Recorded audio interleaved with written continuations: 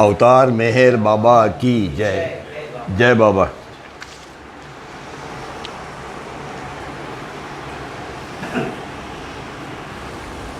Last time हम आए थे आत्मा और उसके साथ में ड्रॉप के साथ में बुलबुले, बबल है।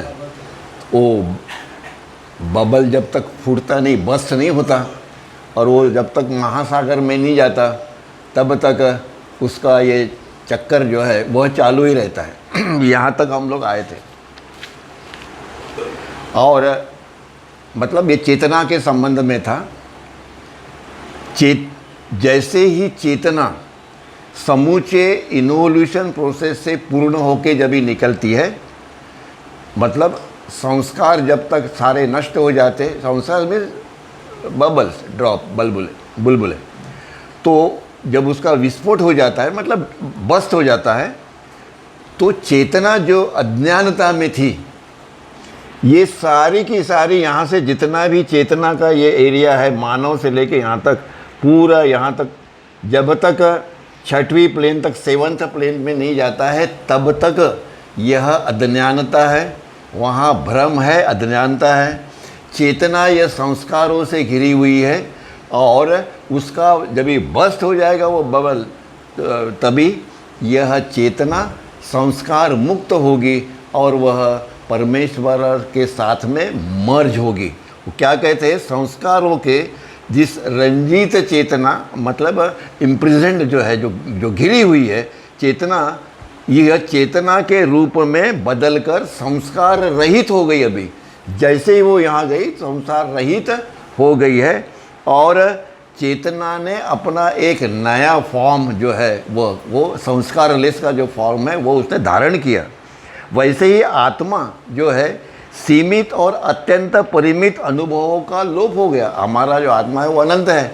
उसने अभी तक यहाँ से शुरुआत की, आत्मा ने विकास की अवस्था, मानव रूप, देश, सूक्ष्म जगत, मनोव जगत, और आगे चल के जितने भी जगत है, जितने भी ये है, वो सब के अंदर में आत्मा जो है वह कॉन्शियस किसके प्रति है, अनंत अज्ञान के प्रति।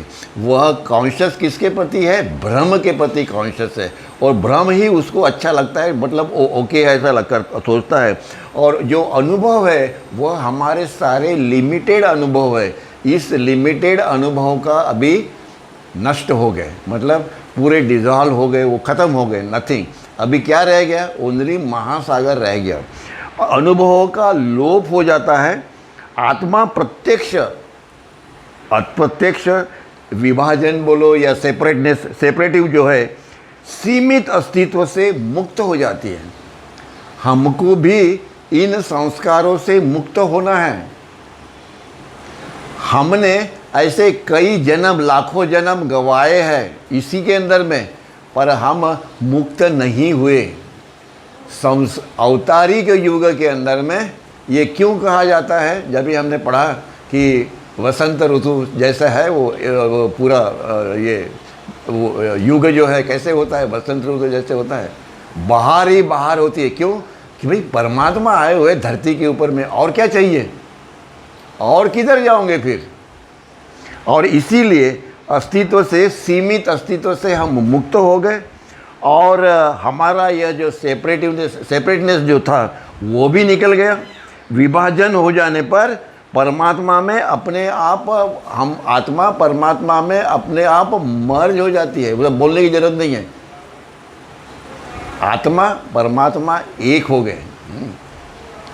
बार बार इसके ऊपर में अवतार जो है और सद्गुरु बार बार क्यों हैमरिंग करते हैं इसके ऊपर में, क्यों कि इतने बार होने के बाद हमने सुना होगा, लाखों बार हमने सुना होगा, पर हम करते वही है जिसका माया से और भ्रम से संबंध है।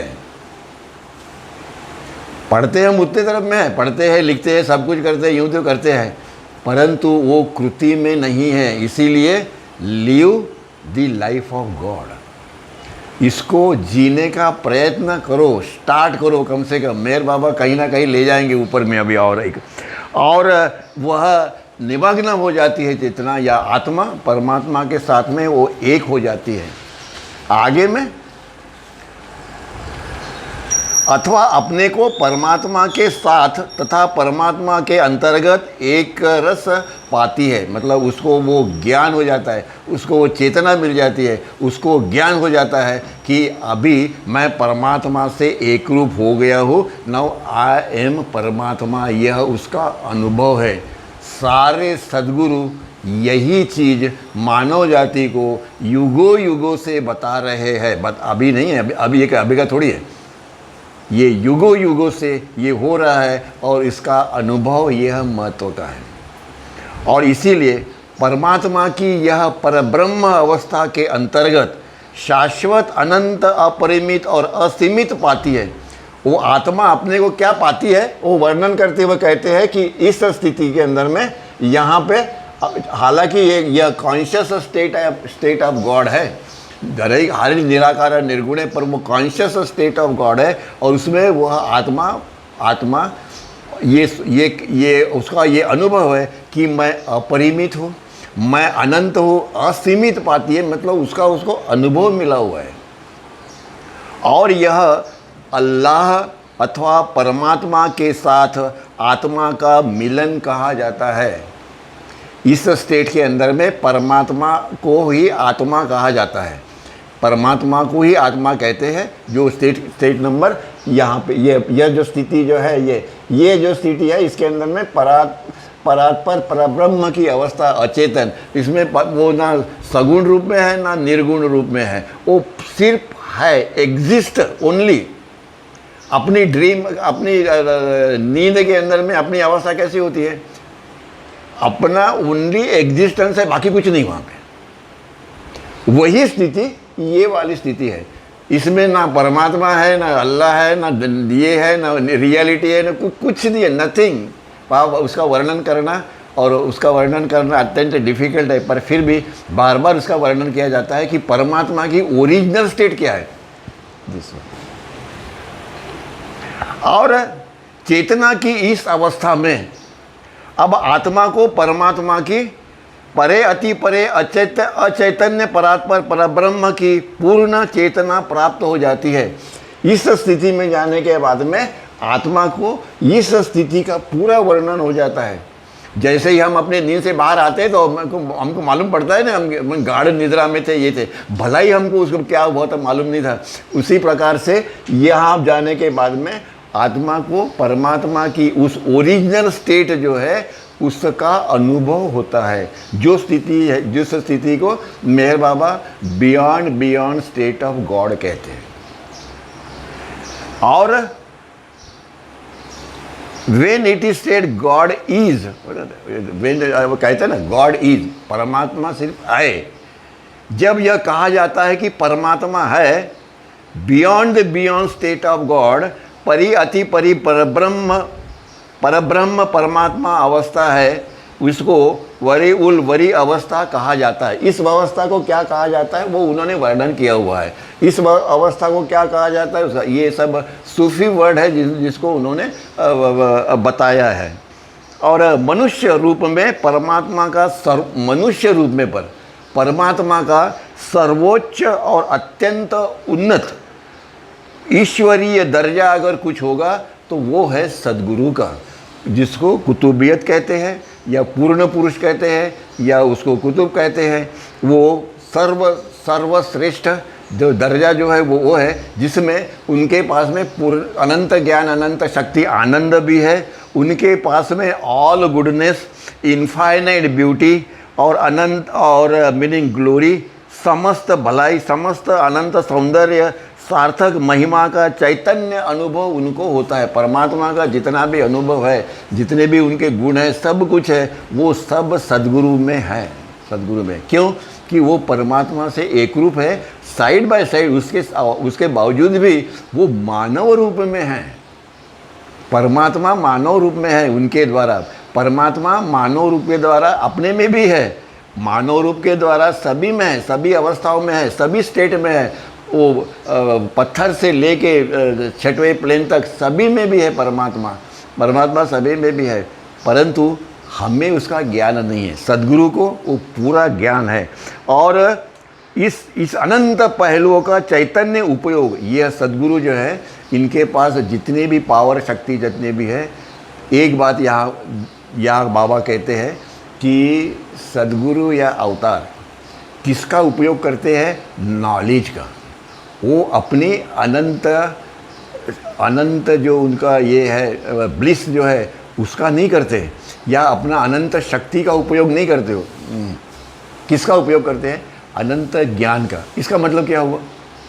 मतलब ये हुआ कि ये माया जब इस पूरे ब्रह्मांड के ऊपर में छा जाती है, मतलब माया अपनी शक्ति का उपयोग जब भी करती है तभी सारा ब्रह्मांड अस्ताव्यस्त कर देती है। तभी सद्गुरु और अवतार, पर्टिकुलरली अवतार और सद्गुरु दोनों भी अपने पास में जो शक्ति है उनकी, उस शक्ति के द्वारा उसको सेट राइट करते हैं। मतलब गाड़ी जो डिरेल हो गई थी, वो गाड़ी को वो पटरी पे लाके करते हैं, और उसके लिए वो अपना ज्ञान का उपयोग करते हैं, ना कि अपने पावर का उपयोग करते हैं।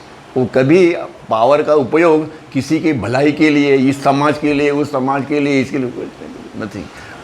उनका भलाई जो है वो सारे ब्रह्मांड के लिए है। और इसीलिए कहा है कि यह जीवात्माओं के लिए करता है जो अब भी माया के अंतर्गत है।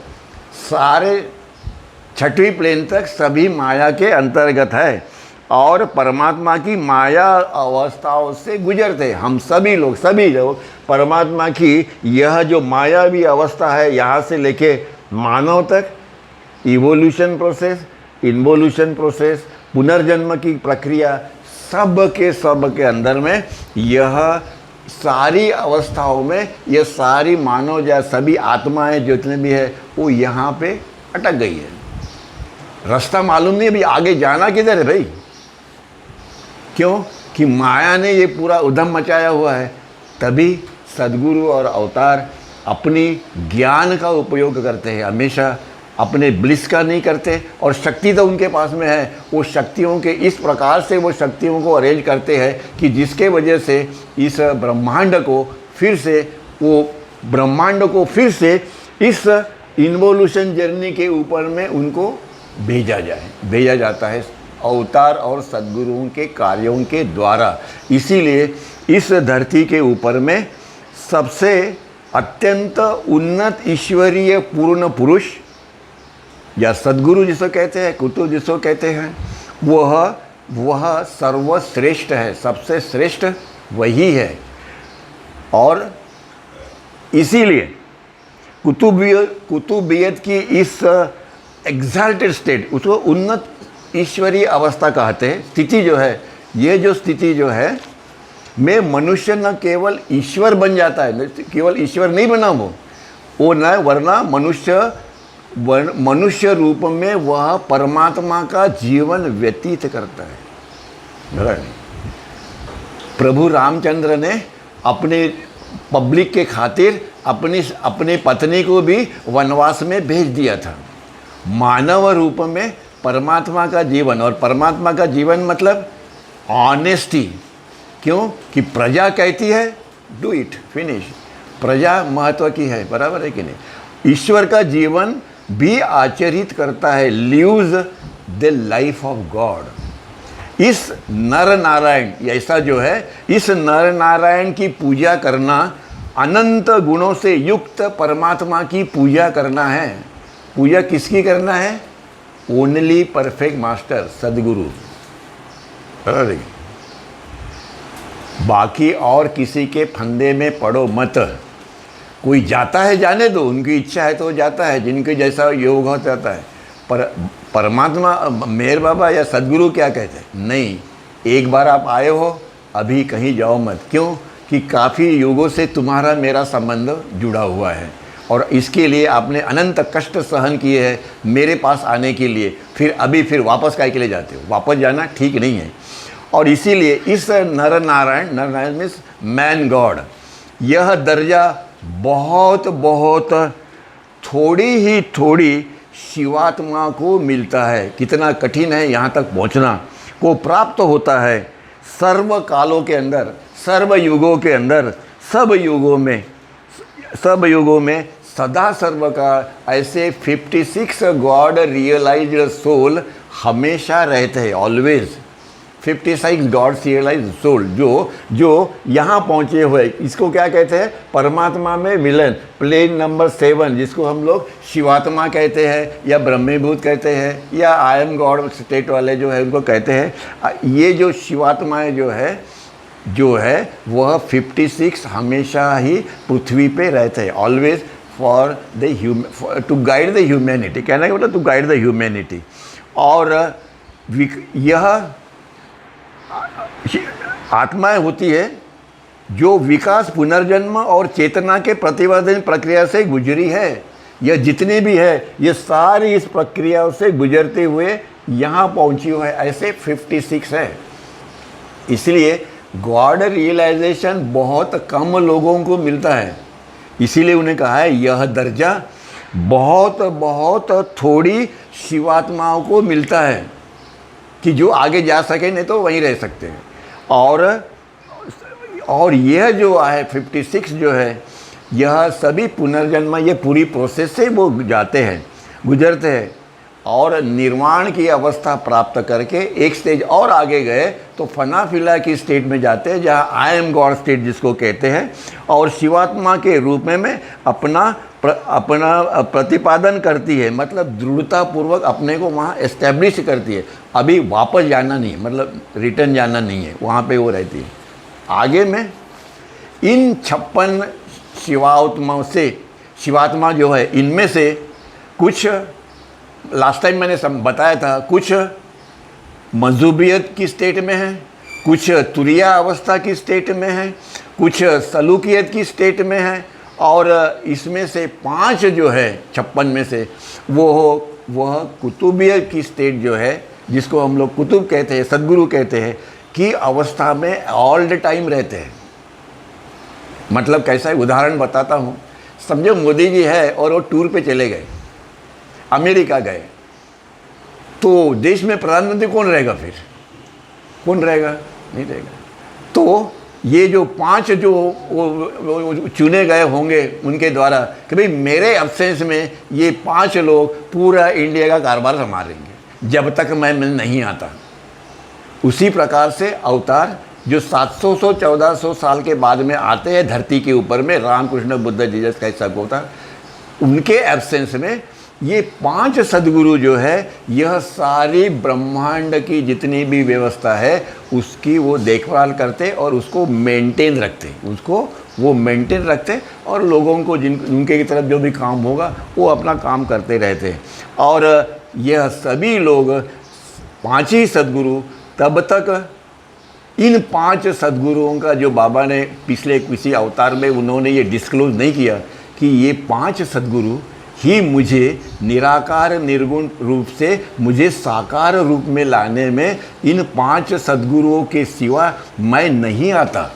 जब ये बुलाते हैं तब मैं आता हूँ। क्यों? और ये कभी बुलाते हैं जब भी परिस्थिति, माया जो है वो किसी को नहीं सुमानती और इतनी उधम मचाती है, तो भी यह 5 सद्गुरु परमात्मा को इस धरती पे लाते हैं एज ए अवतार, जिसे हम लोग अवतार करते हैं।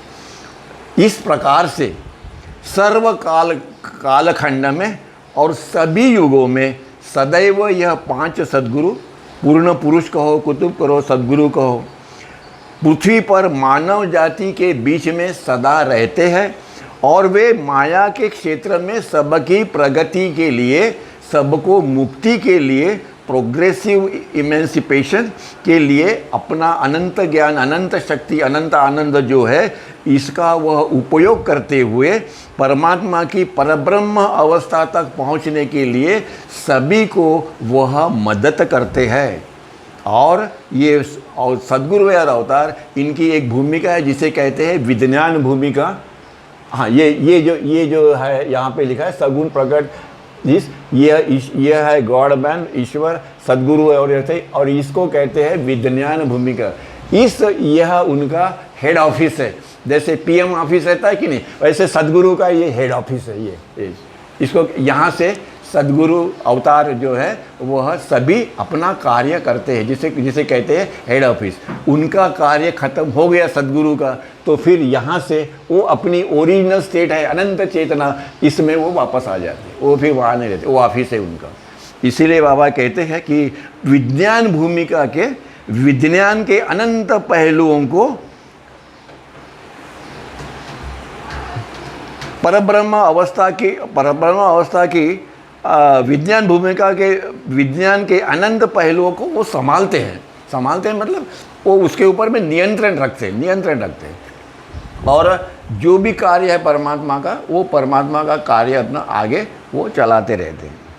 इसीलिए आगे में कहते हैं कि अकॉर्डिंग टू डिवाइन लॉ, ये 5 सद्गुरु और कुतुब अथवा पूर्ण पुरुष प्रत्येक काल चक्र के अंदर में परमात्मा को सीधे पृथ्वी पर मानवीय रूप में उतारने के लिए वह कार्य करते हैं, उतारते सीधा उतारते। इस युग के अंदर में जो 5 थे, जो मेहर बाबा के साथ में जो सद्गुरु थे, पहली थी पूना की बाबा जान, बाद में साईं बाबा, उपासनी महाराज, नारायण महाराज और नागपुर के ताजुद्दीन बाबा।